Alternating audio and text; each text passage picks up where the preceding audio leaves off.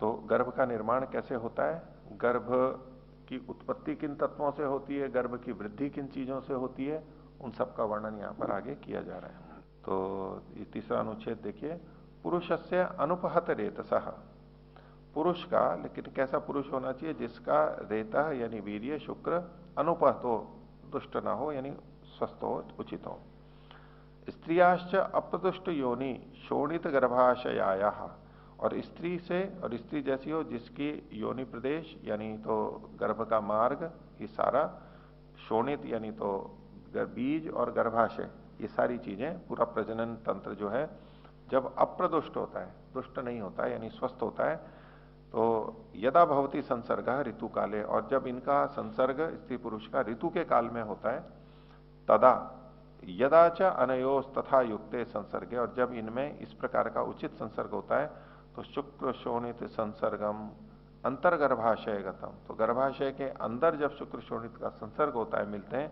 तो जीवो अवक्रामति, तो जीव वहां पर आ जाता है। आत्मा का प्रवेश कब होता है वो है, यहां आगे भी दो तीन जगह इसी बात का संकेत मिलेगा, नहीं तो कई बार ये चर्चा चलती रहती है कि आत्मा कब वहां पर आता है। तो ये आयुर्वेद की दृष्टि से स्पष्ट है, तर्क युक्ति से भी स्पष्ट है कि जिस समय में शुक्र शोणित का संसर्ग होता है उसी समय में जीव आ जाता है, क्योंकि नया जीव उस एक नई कोशिका से प्रारंभ होता है। एक कोशिका जिस समय बनी वही उसका सबसे छोटा रूप है, एक इकाई है, वहां से एक नया तत्व हो गया, एक नया शरीर हो गया, वो मां के शरीर से भिन्न चीज हो जाएगी, अब इसका नया स्वतंत्र विकास होता रहेगा। तो तब जीवो अवक्रामति, सत्व संप्रयोगा तदा गर्भो अभिनिर्वर्तते, और सत्व का संप्रयोग होने से मन भी साथ में रहता है और फिर गर्भ वहां पर उत्पन्न होता है, बनता है। कुछ इसमें यह निर्णय करते हैं कि आत्मा कब आता है, तो कहे कि जी आत्मा के लक्षण जब मिलने लगे तब आत्मा को मान लें। तब से आत्मा के लक्षण क्या है कि सुख दुख इच्छा द्वेष प्रयत्न और ज्ञान, इनसे आत्मा के अस्तित्व का अनुमान होता है। अब निमेशोन्मेष तो सारा देख नहीं सकते, वहां पर होता भी नहीं है, अभी नेत्र भी नहीं बने,